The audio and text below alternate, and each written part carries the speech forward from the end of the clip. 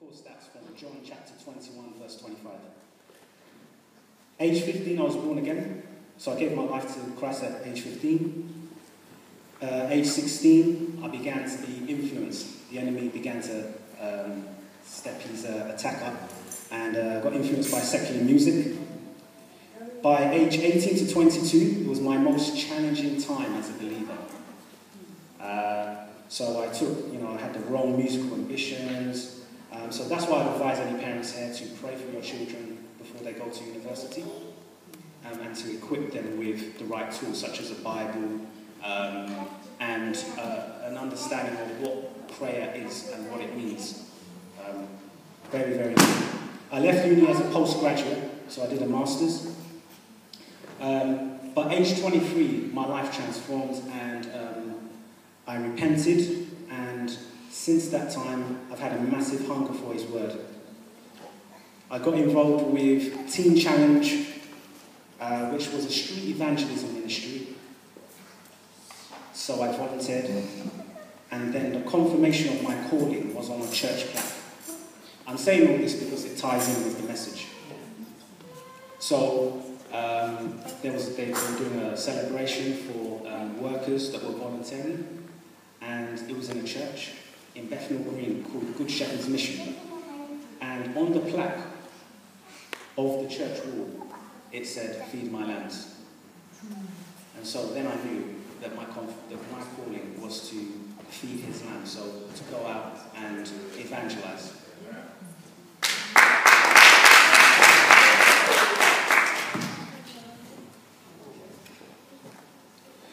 So,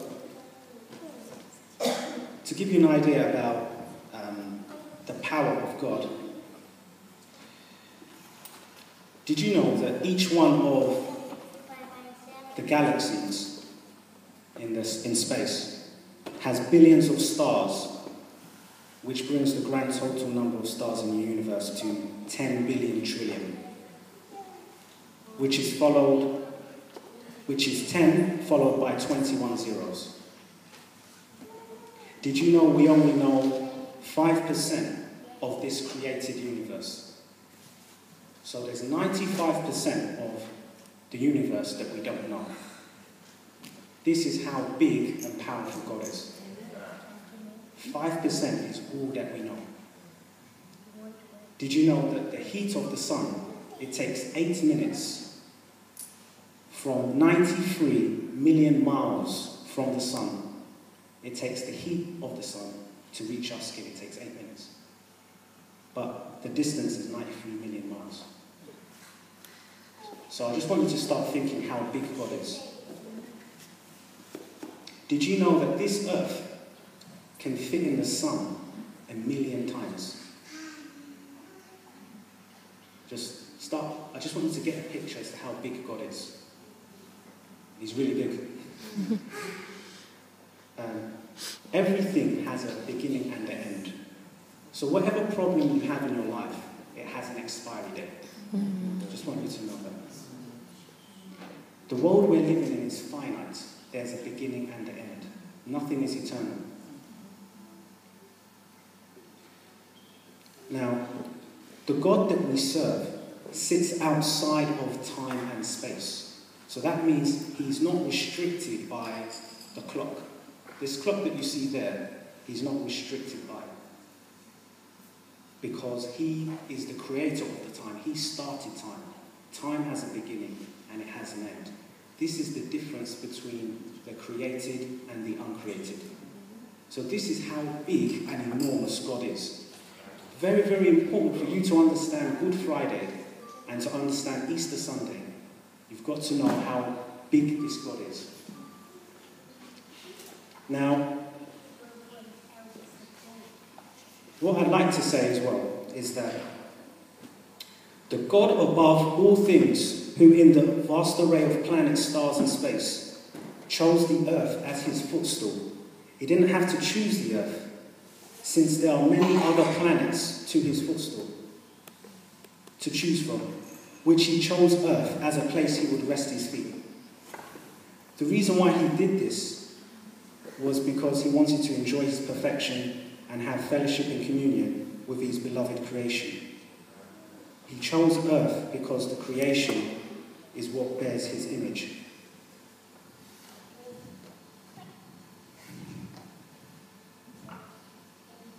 So this God that we're serving, in that short snippet I've given you, is a God that is humongous. He has everything.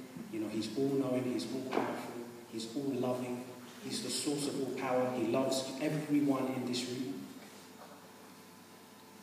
Now, yet, in all the power and the glory we can see physically, the amazing attitude of Christ in Philippians chapter 2, verse 7 to 8 states that he emptied himself, taking the form of a bondservant and being made in the likeness of men. Being found in appearance as a man, he humbled himself by becoming obedient to the point of death, even death on a cross. So he had everything, but he had the humility to come in the form of his own creation and die on the cross for you and me. So this is why when people argue, when people have fights, and when people have disagreements, this is why you have to question the level of humility one has. Because if God can forsake all of those things, him being outside of creation, you know, him having power over the sun, having power over the stars, you know, having angels that are, you know, that listen to his every command, and still come down and die for us, we should be able to do the same. Now, I want to talk to you a bit about crucifixion. So I won't keep too long. I'll be very prompt. So, crucifixion was an ancient method of execution in which the victim's hands and feet were bound and nailed to a cross. It was one of the most horribly painful and disgraceful methods of capital punishment. Crucifixion was a way of bringing disgrace. Also, it wasn't to kill the person straight away. It was to torture them just before the point of death. So the purpose was complete pain, complete torture. So I want you to just realize that this is what Christ did for you. This is what he did for me. Now, it was a form of capital punishment. The Romans, during that time, they were experts at inflicting pain. They were perfect at it. They were fantastic. They knew how to maximize pain and suffering. Because these were people that had fathers, grandfathers, who were executioners. So it was in their bloodline. So these were people that were trained in the arts of warfare and pain. Now, not only was it the most disgraceful form of execution, it was actually usually reserved for slaves, foreigners, revolutionaries, and vile criminals. This is people that have molested people. This is people that have committed murder. There's people that have gone against Caesar, the Roman emperor, or someone who has not paid their taxes, someone who's done horrible things or just gone against the law of the land. So, the only time a Roman citizen was ever crucified was for the desertion from the army. So Roman citizens were privileged. So it's very important to understand this.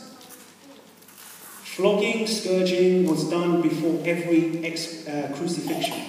The scourging was intended to bring a victim to a state just short of death. Isaiah 53 verse 5 says, "But he was wounded for our transgressions. He was bruised for our iniquities. The chastisement of our peace was upon him, and with his stripes we are healed."